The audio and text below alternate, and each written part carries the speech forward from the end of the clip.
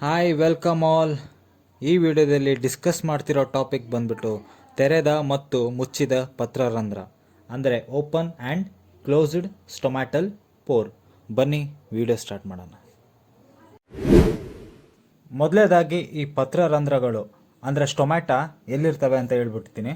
ಇವನ್ನ ನಾವು ಎಲೆಗಳ ಕೆಳಗಿನ ಭಾಗದಲ್ಲಿ ನಾವು ಇವನ್ನ ಕಾಣ್ಬೋದು.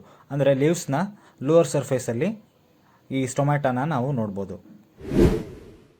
ಈ ಪತ್ರರಂಧ್ರ ಓಪನ್ ಆಗೋದಕ್ಕೆ ಕ್ಲೋಸ್ ಆಗೋದಕ್ಕೆ ಅಂತ ಹೇಳೋದಕ್ಕೆ ಎರಡು ಇಂಪಾರ್ಟೆಂಟ್ ಥಿಯರೀಸ್ ಇದ್ದಾವೆ.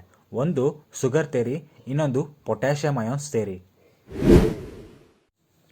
ಈ ವಿಡಿಯೋದಲ್ಲಿ ಆದಷ್ಟು ಸಿಂಪಲ್ ಆಗಿ ನಿಮ್ಗೆ ಎಕ್ಸ್ಪ್ಲೇನ್ ಮಾಡೋಕ್ಕೆ ಟ್ರೈ ಮಾಡ್ತೀನಿ. ನಮ್ಮೆಲ್ಲರಿಗೂ ದ್ವಿತೀಯ ಸಂಶ್ಲೇಷಣೆ ಅಂದರೆ ಫೋಟೋಸಿಂಥೆಸಿಸ್ ಪ್ರೊಸೆಸ್ ಬಗ್ಗೆ ಗೊತ್ತೇ ಇದೆ. ಆ ಪ್ರೊಸೆಸ್ ಆಗೋಕ್ಕೆ ನಮಗೆ ಕಾರ್ಬನ್ ಡೈಆಕ್ಸೈಡ್, ವಾಟರ್ ಮತ್ತು ಸೂರ್ಯನ ಬೆಳಕು ಸನ್ಲೈಟ್ ಬೇಕು.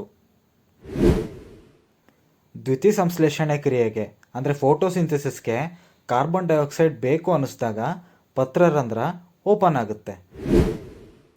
ಯಾವಾಗ ಕಾರ್ಬನ್ ಡೈಆಕ್ಸೈಡ್ನ ಅಗತ್ಯ ಇರೋದಿಲ್ಲಲ್ವಾ ಆವಾಗ ಪತ್ರರಂಧ್ರ ಕ್ಲೋಸ್ ಆಗುತ್ತೆ. ಸಿಂಪಲ್ ಅಲ್ವಾ?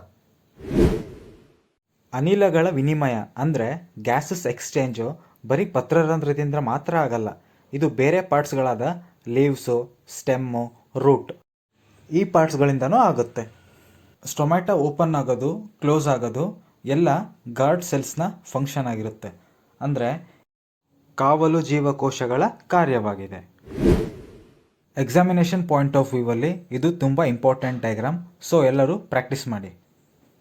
ಕಂಟೆಂಟ್ ನಿಮ್ಗೆ ಇಷ್ಟ ಆದರೆ ಚಾನಲ್ಗೆ ಸಬ್ಸ್ಕ್ರೈಬ್ ಮಾಡಿ. ಮತ್ತೆ ಸಿಗೋಣ. ಬಾಯ್.